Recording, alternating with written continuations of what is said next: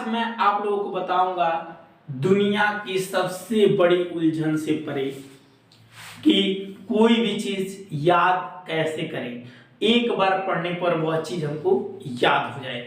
आपने कभी सोचा है, हम मूवी देखते हैं, मूवी देखते समय हमको सारी चीजें याद हो जाती हैं, यहाँ तक कि एक एक डायलॉग याद हो जाता है। लेकिन वही अगर पढ़ाई रहे तो पढ़ाई का एक भी वर्ड याद करना मुश्किल होता है, एक डिफिनेशन ही नहीं याद होता है। कारण मैं आपको बताऊंगा कि कोई भी चीज याद कब होती है। तो मैं आप लोगों को बता दूं कि हमारी 5 ज्ञानेंद्रियां होती हैं। आप लोगों को शायद पता होगा कि होता है आंख होता है, कान होता है, नाक होता है और मुंह होता है और पांचवा जो होता है त्वचा होता है। ठीक, तो आंख, कान, नाक, मुंह, त्वचा आप लोग जानते हैं, जो ऊपर की चमड़ी होती है वही त्वचा होता है।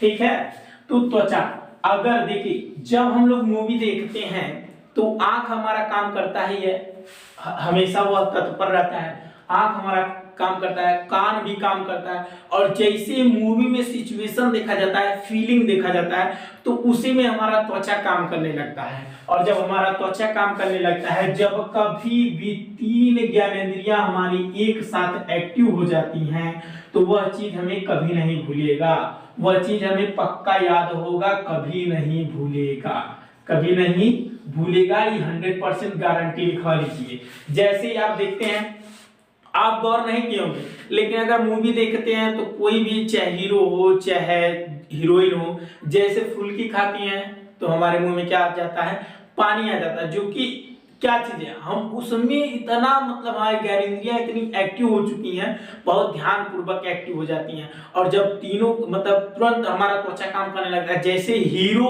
अगर मारने लगता है, अगर मान लेते हैं हीरो मार खाने लगता है, तो हमको अंदर से हमारी त्वचा में, अरे यार कितने ब्लड आ रहे हैं उसको, तो त्वचा में एक घिन्नाहट टाइप में आती है, तो त्वचा हमारी भी जागृत हो जाती है, जिसके कारण क्या होता है, वो सिचुएशन और डायलॉग जब मार देता है, वो भाई क्या डायलॉग मारा है, और जैसे डायलॉग मारता है तुरंत हमारा काम तो काम कर रहा है, आंख तो काम कर रहा है, तुरंत मुंह भी काम करने लगता है, यार क्या धांसू डायलॉग मारा है।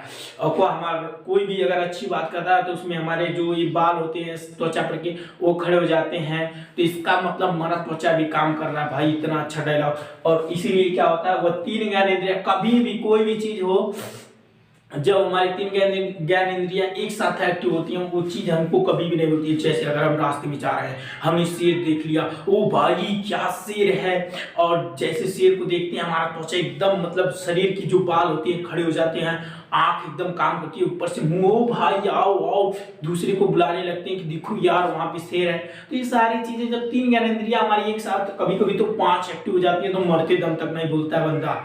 एक बार जान लीजिए, जिस रास्ते में चलते हैं हमारे पैर के नीचे सांप आ गया, वो भाई पूरा शरीर एकदम गनगना जाता है, त्वचा काम कर जाती है, आंख काम ही कर रहा है, उसके बाद मुंह तो काम करने ही लगता है, चिल्लाने लगते हैं, भागने लगते हैं, दौड़ने लगते हैं। सारी चीज जब हमारी ज्ञानेंद्रियां एक्टिव होती हैं तो चीजें हमको याद हो जाती हैं। लेकिन हम अपनी ज्ञानेंद्रियों को एक्टिव कैसे करें, सबसे बड़ी बात तो ये है, कोई भी डिफिनेशन होता है, जैसे कि कोई भी डिफिनेशन हो, जैसे कि मान लेते हैं आवेश, अगर हम जान लेते हैं आवेश क्या होता है, आवेश तो हम बता चुके हैं आवेश है। आवेश का डिफिनेशन क्या होता है, आवेश का डिफिनेशन होता है आवेश, आवेश किसी पदार्थ का वह गुण होता है, आवेश किसी पदार्थ का, किसी पदार्थ का वह गुण होता है, वह गुण होता है जो किसी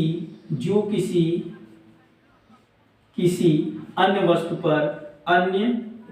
पर क्या करता है, अन्य वस्तु पर बल आरोपित करता है। क्या करता है, बल आरोपित करता है। तो जैसे कि आप लोग समझिए कि बल आरोपित करता है, तो इसका अब डिफिनेशन तो है, अब याद कैसे होगा, इसका स्केच तैयार करना पड़ता है। जैसे कि मान लीजिए अब स्केच आपको, आवेश किसी पदार्थ का वह गुण होता है जो किसी अन्य वस्तु पर क्या करता है, बल आरोपित करता है। तो आपको खुद एक स्केच तैयार करना होगा। जैसे आपको माइंड में एक सिचुएशन क्रिएट करना होगा कि जैसे कि मान लेते हैं बल्ब जो है एक वस्तु हो गई, और जैसे उसमें आवेश मतलब जाता है, जैसे आवेश उसमें प्रवाहित होता है तो बल्ब एक मतलब बल्ब कार्य करने लगता है, क्या करने लगता है, बल्ब जलने लगता है। तो वही चीज हुआ कि आवेश किसी पदार्थ का वह गुण है जो किसी अन्य वस्तु पर क्या करता है, बल आरोपित करता है। अगर आवेश बल नहीं आरोपित करता तो फैन कैसे चलता बताइए, फैन चलने लगता है, हीटर जलने लगता है। ये सारी चीजें क्या है, एक बल मतलब एक बल क्या करता है, कार्य करने लगता है। मतलब आवेश किसी पदार्थ का वह गुण होता है जो किसी अन्य वस्तु पर क्या करता है, बल आरोपित करता है, वास्तव में आरोपित करने लगता है। भाई एक बल आरोपित हो जाता है, जैसे पंखा नाचने लगता है, टीवी चलने लगती है, तो आवेश का एक पदार्थ। जैसे अगर इसी प्रकार से कहा जाए कि वैद्युत क्षेत्र, अगर मान लीजिए वैद्युत क्षेत्र का आपको फार्मूला मतलब वैद्युत क्षेत्र का डेफिनेशन नहीं याद हो रहा है, तो वैद्युत क्षेत्र का आपको स्केच कैसे तैयार करना होगा कि वैद्युत क्षेत्र, भाई बहुत बड़ी चीज है। वैद्युत क्षेत्र एक छोटा सा मतलब किसी आवेश की चारों तरफ का वह निकाय, जहां तक वह आवेश किसी बल का अनुभव करता है उसे क्या कहा जाता है, वैद्युत क्षेत्र कहा जाता है। जैसे कि अब ये सोचिए, यहाँ पर एक आवेश है जहां मतलब चारों तरफ वो अपनी एक मतलब जहां तक वह बल का अनुभव करता है।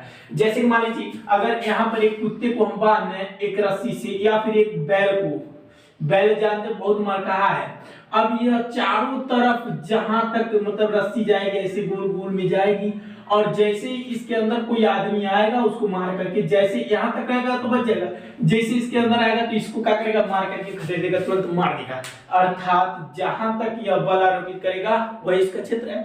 तो कह सकते हैं किसी आवेश के चारों ओर का वह निकाय जहां तक वह किसी बल का अनुभव करता है वह क्या कहलाता है, वैद्युत क्षेत्र कहलाता है। ऐसे आपको स्केच तैयार करने होंगे हर एक चीज, चाहे वो केमिस्ट्री हो, चाहे वो फिजिक्स हो, चाहे हिंदी हो, चाहे अंग्रेजी हो, कोई भी चीज हो, जब तक आप एक स्केच नहीं तैयार करेंगे। और स्केच तैयार करने का मतलब ये है कि हमको 3 ज्ञानेंद्रियों को एक्टिव कराना है, और जब हमारी 3 ज्ञानेंद्रियां एक साथ एक्टिव हो जाएगी, वाह भाई, वो मरते दम तक चीज भूलेगी नहीं। एक बात तो 100% फिक्स है, और कभी भी याद करना है तो आपको ज्ञानेंद्रियों को जगाना पड़ेगा। भाई ज्ञानेंद्रियों को अपनी जगाओ। इन पांचों में से कम 3 को एक्टिव करवा ले यार, ऐसे रट्टा मारने नहीं होगा।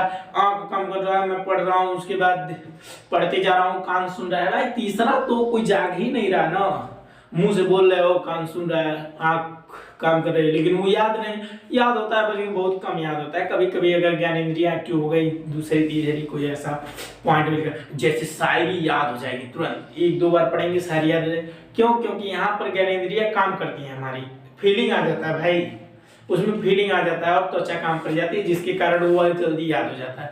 गाने में देखो, गाना सुनो, कोई भोजपुरी सॉन्ग या फिर हिंदी सॉन्ग, उसमें फीलिंग आ जाती है, त्वचा काम कर जाती है। और फीलिंग अगर आती है तो त्वचा काम करती है भाई। जैसे मान लीजिए कोई मर गया, फीलिंग आ गई, मर गया, तो उसमें क्या होता है, मुंह बहुत मासूमियत, मतलब मुंह क्या हो जाता है, गीला टाइप हो जाएगा, मतलब बहुत जैसे एकदम क्या हो गया भाई। तो फीलिंग में त्वचा काम करती है भाई, फीलिंग में त्वचा काम करती है, 100% है। तो ये चीजें होती हैं याद करने के लिए, और याद करने के लिए आपको इन 3 चीजों को एक्टिव कराना ही होगा कम से कम भाई, तभी याद होगा। और अन्यथा याद करने का कोई ऐसा तरीका नहीं है कि मैं किताब है, किताब को चढ़ा करके घोर करके पी लो और आपको याद हो जाएगा, तो ऐसा कुछ नहीं है भाई, ये सब फालतू बातें हैं।